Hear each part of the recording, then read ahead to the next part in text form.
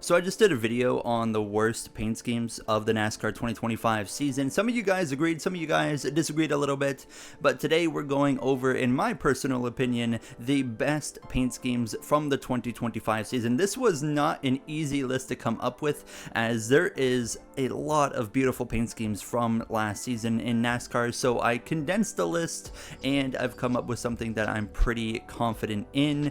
And we're gonna kick things off actually with the number 17 Cinnamon Toast Crunch Car from Chris Buescher. Look at this absolutely beautiful race car right here. I just love what they did. It's simple, but also like a bit of complexity to it at the same time. The colors, although they're a strange group of colors, you kind of got that light brown, and then you got the purple and the green and the blue, but it looks really good. It pops really well, it stands out, but it doesn't overdo things. And then you got the Cinnamon Toast Crunch guy on the back of the car with the logo, of course, as well. And I love that the colors that they did along the bottom with the RFK accent that they always do as well. It's a really sharp looking race car. And as well, I kind of gave Bubba Wallace's Chumba Casino a bit of hate for the random shapes on the car in the last video, but they kind of did the same thing on the 17 car, but they did it like towards the front of the race car, and it actually like looks right, and unlike to me where the 23 car looked really like out of place. So big ups for that number 17 Cinnamon Toast Crunch car. Next up, we have Michael McDowell's Go Bowling number 71. I love the red, white, and black color scheme. That's always my favorite personal color scheme on a race car, so I'm a little bit biased, but I mean, when you look at this car, I mean, it's just done so well. I mean, the way they did the colors, the way they kind of combine everything with the bowling pins, the bowling ball, and they really did a good job on this car of using the space available and getting the point across, right? You got the Go Bowling stretching all the way across there with the sponsorship or hashtag Go Bowling, and then you got the bowling ball behind the number with the bowling pins in the background. I can't tell what that is like in front of the number. Like there's a couple like weird colors right there. I have no idea what that's supposed to be, but it's just a sharp looking race car, and when I saw that, I knew immediately this was one of my favorite of the year. And yeah, just big fan of this paint scheme. It's not a lot going on, but at the same time there's a good chunk going on there with, of course, the kind of bowling accents they've thrown into this race car. But I mean, when I look at that, I'm just, it's beautiful. That's a very sharp looking race car. One more little tidbit about this paint scheme, and I don't know if this was on purpose or not, but I think it's really cool nonetheless. You see where the number would like overlap onto the red part of the paint scheme, but they instead put a bowling pin like behind the number so it doesn't go like red on red. I'm not sure if that was intentional, but if it was, that's absolutely genius, and it makes that scheme even better. Next up, I've included Kyle Larson for the only time on this list, and it's his HendrickCars.com machine with the Zac Brown Band collaboration, and it's an unbelievably simple scheme. It's got that black base, but there's a little bit of stuff going on faintly, and then you got the black and gold combo right here. I am a huge fan of this combo of color. It just looks so slick. The gold color, they just absolutely nailed it. And then you got the accents on the front bumper there, like around the little like the thingies, you know, yeah, the thingies. I don't know what they're called. The front grill thingies to the right and to the left of the main grill of the car. That's what we're gonna call them, the vents. The vents, maybe. Anyways, you got the Zac Brown Band, of course, stuff on the hood and the side of the car. This is probably the most simple car that looks the absolute best on the racetrack, in my personal opinion. The only thing was when it was on TV, I remember like seeing like the hood was kind of like challenging for me. I mean, that might just be because my eyes are bad. Even though they got like a group of artists that were relevant 20 years ago, it's still a really cool looking race car. Ryan Blaney, the only probably Penske racing paint scheme that I really enjoyed all season, right here in the Coke 600 body armor number 12. This was a really cool combination of like shapes and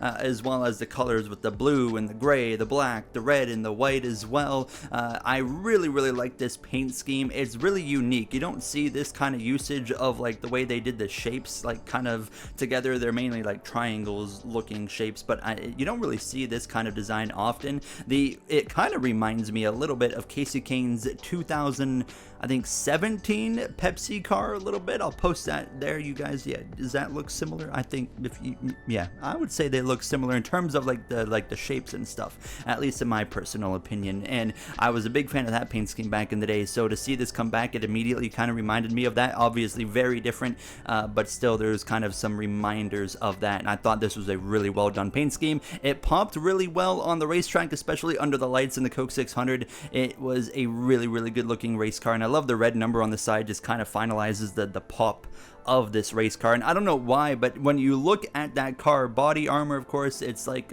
you know, a sports drink. When I look at that paint scheme, for whatever reason, like the design, I'm just like, drink. That's not, maybe I'm just an idiot, I don't know, but that's the way it came to me. So I thought they kind of nailed this paint scheme. Next up, I have a scheme that isn't necessarily at the top of the list for my best scheme of the year, but it was one of my favorite paint schemes of the year, and it's Denny Hamlin's number 11 Progressive Toyota Camry. I was a bit worried when Progressive was going to be the sponsor. I was like, I feel like this is going to be an ugly race car. I was proven very wrong very quick. Look at this. It's got a perfect shade of blue, and the big P on the hood of the car that like goes down like the front bumper, I think is a really cool touch that you never see. I don't recall ever seeing a sponsor do that, but whoever designed that was absolutely genius on their thinking. I think that is perfect. The only gripe I have with this race car is the number. Last episode I gave some hate towards the 42 for the number being like sky high. This time the number is like, it's all the way down there.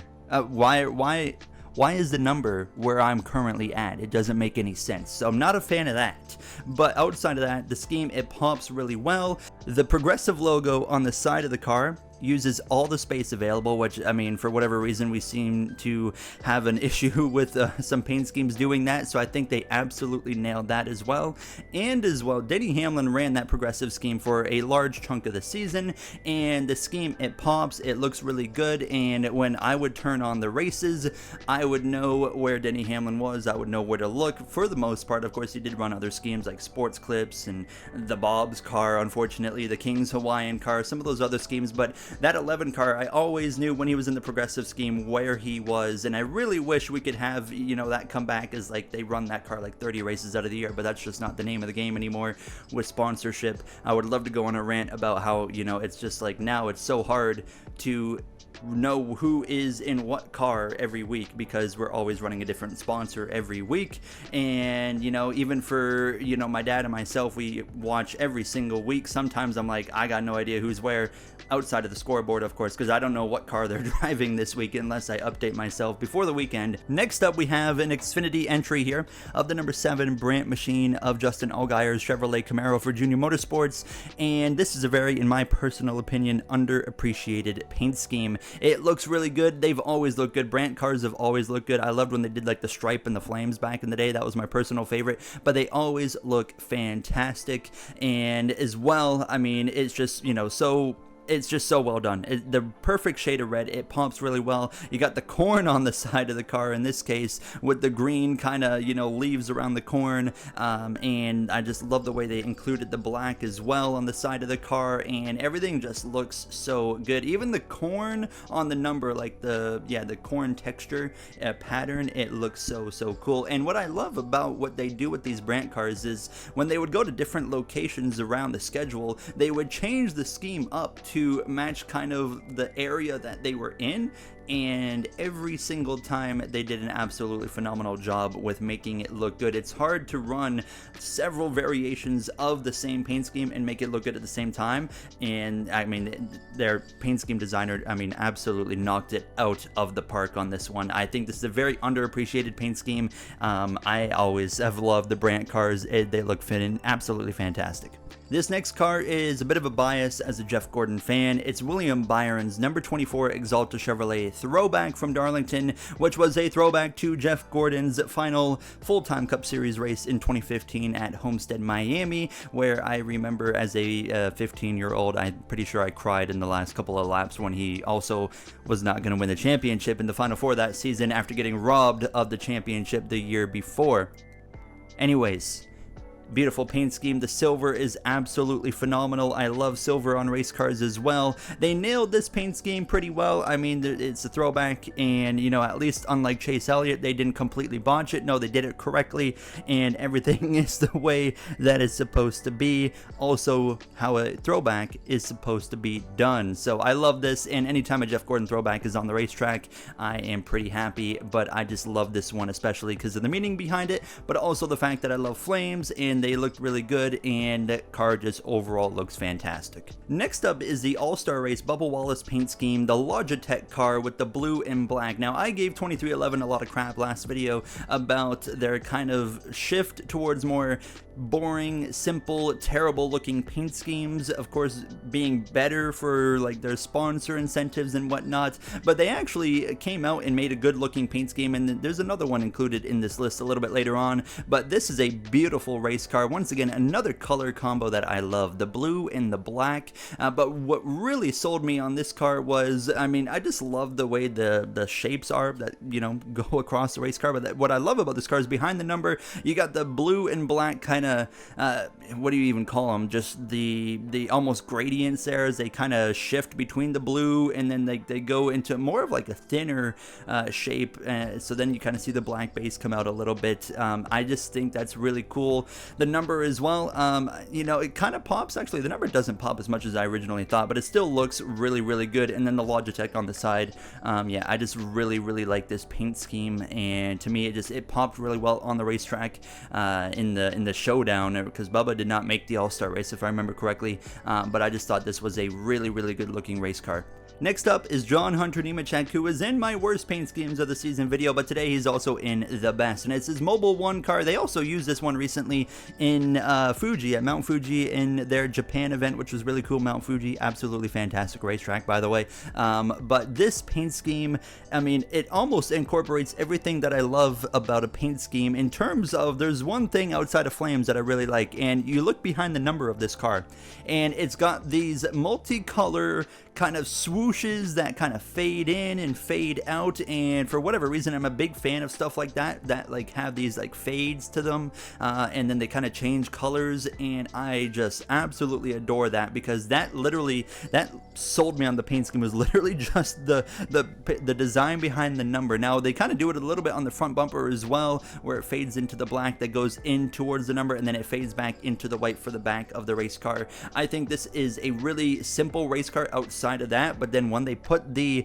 fade behind the number, that sold it for me, because if they didn't do that, I would not have even included, I wouldn't even have considered including this paint scheme on the list. But that in itself, I love the color combo, and it's just a really cool thing to do on a race car, and yeah, I'm a big fan of that. We've got William Byron back up here, as I have included. I'm actually going to do two schemes of his in this one right here, and it's the number 24 Exalta Chevrolet with just the normal flames paint scheme he had throughout the season. I love the flames. They look absolutely fantastic. There's not much more to say than that. It looks absolutely incredible. One thing I do not like, however, about this paint scheme, and that's because of the whole, you know, I know we don't paint the cars anymore, we wrap them now, which I don't have a problem with. I really don't care, but what I do care about is the gradient here. So the gradient, instead of a proper fade from the yellow and goes up to the red, now it's got like these little dots, and that's the fade. It's just these yellow dots that kind of get less and less as it goes up into the red, and that's the fade. I think that looks like crap, but I mean, I guess that's kind of the way she is now. I mean, look at behind the Exalta logo. It's just a solid line of dots, and that looks like absolute garbage. But fortunately, the rest of the paint scheme, in my opinion, makes up for it. I am, however, including his Coke 600 paint scheme because it's the same design, they just changed the colors. It's actually, I think this actually looks better than the Exalta car, the main car. So it's got the red flames, and then it's got the white base, but then it goes back to the blue flames, the red, white, and blue, obviously, you know, USA, patriotic. I think it's just a really, really poppy race car that would have looked great in victory lane if he could have held on for 15 more laps against Ross Chastain, but I think think they just blended the colors super well. It pops really well, and it looks so much better than the current Exalta Chevrolet. Now, one gripe I do have with this car is they have repurposed this paint scheme for the Raptor car. I personally and controversially am a big fan of Raptor paint schemes. The 2022 car, the 2023, 24, 25, I loved them all. And then they said, you know what, we're going to just not put in any effort whatsoever for 2026, and we're going to recycle the Coke 600 car and throw a Raptor logo on the side and call it a day. Are you kidding me? We've got just a few more schemes left. We're about to enter my podium, but I am going to put next on the list the combination of Trackhouses and Junior Motorsports drivers Shane Van Gisbergen, Connor Zilisch, number 88, number 9, Red Bull WeatherTech cars that they ran at the Chicago Street Course. This was a super cool, almost Formula One-esque style move, and they absolutely knocked it out of the park, where they had two identical sponsored cars, but they switched up the front and the back of the cars to make them different, where the 88 of Connor Zilisch has Red Bull branding on the front, Shane Van Gisbergen has WeatherTech, and then they flop, of course, the back, where the 9 had Red Bull on the back, the 88 has WeatherTech on the back. They absolutely nailed it with these paint schemes. There's not a whole lot going on outside of the fact that they've got the base of the car, and then these swooshes that go towards the back here, and then they of course got the Red Bull logos on the car, and then they kind of have like the stars in the background as well. It is pretty simple, but a very, very slick looking race car, and both of them look absolutely fantastic.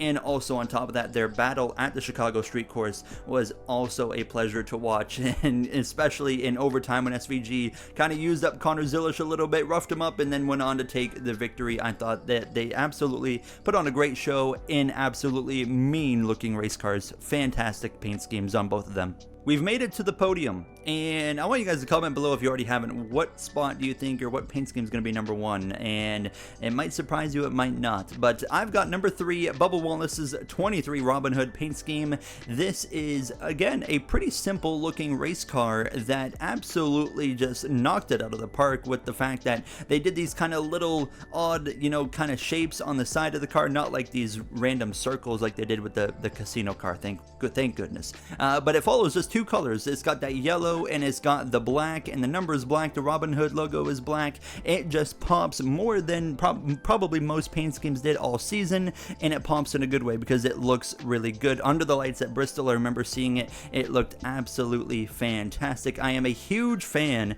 of this yellow color, so when I saw that on a race car, I was a big fan of it. Corey Heim also was in this race and ran a variant of it, but like they swapped the colors. I thought that was a really good looking race car too, but the 23 is going to take the top step of those two paint schemes. Looks absolutely phenomenal.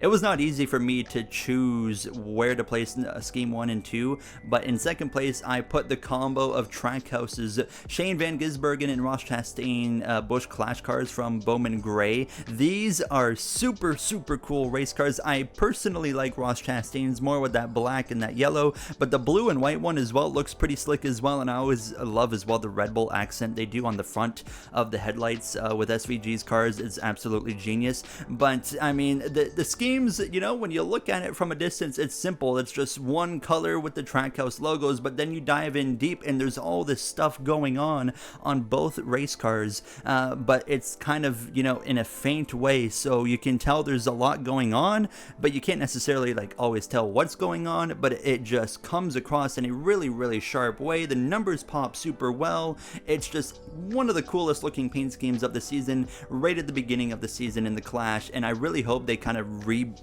return these paint schemes to the Clash coming into 2026. I think would be really cool. I doubt they will, but I kind of hope they do because I just love these paint schemes so much. It's time for the number 1 paint scheme of 2025 for myself, and once again, just a reminder, art is subjective, so you might hate it. I love it personally. That's okay because we can all have our own opinions on these things. My number 1 pick is the Ally Financial number 48 Alex Bowman Coke 600 paint scheme. Look at this absolute beast of a race car.